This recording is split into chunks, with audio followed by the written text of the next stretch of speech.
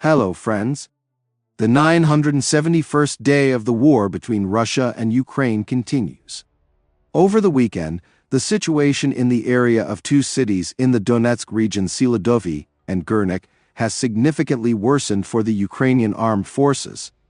Yesterday, the Ukrainian military reported that the Russians had cut off all supply roads near Selydove, except for one. Judging by the maps, this is the road to Pokrovsk. A fighter with the call sign Muchnoi reported that in Selydove, the Russians were able to advance both in the north and in the eastern part of the city, and are also strengthening fire control over the key road to Pokrovsk. In the Selydove area, the scenario is reminiscent of Vuhledar. The enemy has cut off all supply roads. There is only one left, which is very unsafe to move along. It is very important to hold this city, because if we lose it, then problems will begin in the north, and there is a road to Pokrovsk there, said Muchnoi. Russian telegram channels write that they are trying to reach this road from the south in the area of Yevhenii. According to the maps of the Ukrainian telegram channel Deep State, they are still far from this village. The Russians are publishing maps showing that the fighting is already taking place on the approaches to Yevhenii. At the same time, military telegram channels on both sides write that Russian troops are advancing through the one-story buildings of Selydove, while the main fortified area of the Ukrainian armed forces in the city is based on the central blocks of multi-story buildings. The next phase in the battles for the city has begun, not very easy for us, assessed the situation a Ukrainian officer with the call sign Alex. To the southeast, in Gurnik, the Russians also made progress. Moreover, both in the city itself, as the Ukrainian military wrote, and to the south of it, from the side of Zoriani. Yesterday, the enemy crossed the Vovka River and advanced into the central part of Zoriani, filming footage of a flag demonstration on the school grounds. I note that Gurnik was previously stormed only from the north. And now they will start from the south, which complicates the situation of the Ukrainian armed forces in the city. Russian telegram channels claim that their troops control a third of the Gurnik development, and the fighting has engulfed half of the city. Ukraine has not commented on this. If Gurnik is captured, this will make Kurakhove more vulnerable, which will be stormed from the north. From the south, the village is already propped up by Russian positions in Ostrivsky. There is a threat of encirclement of Kurakhove from the western side, and from the east, fighting is taking place in neighboring Zoriani.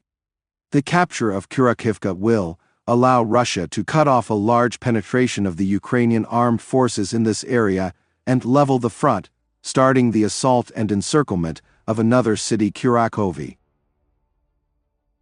Another important direction of the front is to the south of Kupiansk in the Kharkiv direction. There, the Russians have practically reached the eastern bank of the Oskil River through the northern half of the village of Kupiansk, which had been subjected to intensified mechanized assaults for several days before. This is confirmed by the Ukrainian military, as well as telegram channels close to the Ukrainian armed forces. Moreover, on October 18, Ukrainian military intelligence claimed that it had driven Russian troops out of Kupiansk. But literally the next day, data appeared that the Russians had re-entered the village. Reaching the banks of the Oskil has been a long-standing strategic objective for Russian troops. In addition, Kupiansk itself is located at the crossing to the western bank of the river, and the railway station in Sinkovo, that is, an important logistics hub of the Ukrainian armed forces to the south of Kupiansk, is located here, which will now be even more within reach of field artillery and FPV drones. Also west of Sinkivka, Russian troops continue to press in the area of the forest in the direction of the northwestern outskirts of Petropavlovka. West of Andriivka, the enemy has advanced to a depth of 1.35 kilometers and occupied the eastern outskirts of Yevhenii. The occupation of the latter opens the way for the enemy to move along the dominant ridge in the southern direction, which in the future, if the current trend does not change, will allow the enemy to launch an offensive on Borova. Over the weekend, the command of the Armed Forces of Ukraine admitted that the pace of mobilization had begun to decline. Now the average number of recruits simultaneously training in training centers is 20,000 people. Just a few months ago, this figure reached almost 35,000, said the representative of the General Staff of Ukraine Rumak.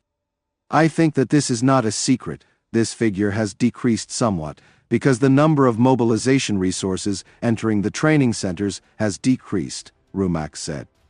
And although, according to Defense Minister Umarov, the number of mobilized people increased 2.5 times after the adoption of the new law on mobilization, these figures, apparently, began to decline by the fall. Earlier, the Secretary of the Defense Committee of the Rada, Roman Kostenko, reported that the number of mobilized people was falling, despite the law adopted in the spring. And from the recent mass raids of territorial recruitment centers at concerts, restaurants, and fitness clubs, it was also clear that the plan for recruiting into the army is most likely not being fulfilled. This is also evident from the statements of the Ukrainian military. The main problem of the Ukrainian armed forces now is not a shortage of weapons, but a shortage of people, an anonymous representative of the Ministry of Defense told the Spanish newspaper El País. No one wants to join the army. The brigades tell us that they cannot rotate, that they are exhausted. Soon there will be no people to fight with, the source said. The same was openly stated to journalists by representatives of all 4 brigades defending Kurakhove. They predict the imminent fall of the city and generally have a gloomy assessment of the future prospects of military action due to the lack of reinforcements. Why are we going backwards? Because we don't have rotations, we don't rest, we're demoralized, says Officer Zhkoda from the 46th Brigade. The military talks about the problem of unauthorized abandonment of the unit and desertion. For example, in Kurakhove, the 116th Territorial Defense Brigade refused to carry out an order and was transferred to Sumy. The soldiers also criticize forced mobilization, which, in their opinion, scares off potential volunteers who do not want to end up on the front lines without sufficient training. According to them, many forcibly mobilized people refuse to carry out orders or die very quickly. Because of this, the military spends 3 months in positions without rotation and rest. A year ago, this was a maximum of a month, and in the first year of the war, rotations were every 4 days. The Russians now have a 1-2-3 advantage. They are better prepared and adapted to this war than before, Ukrainian military personnel tell the El País newspaper. On the catastrophic number of refusers due to the fact that those who do not want to be mobilized are forcibly to fight people, said political strategist Yevhenii. My acquaintances who are now at the front, and these are mainly unit commanders, say that those arriving due to such mobilization are an incapable balance for them. Out of 25 people, only 1 can go into battle. The rest are potential deserters. These are the guys who die first. These are the ones who do not increase our defense capability, he said. Friends, this channel exists solely thanks to your support. If you have the opportunity and desire to support the channel, I will be very grateful to you. Thank you very much and see you in the next video.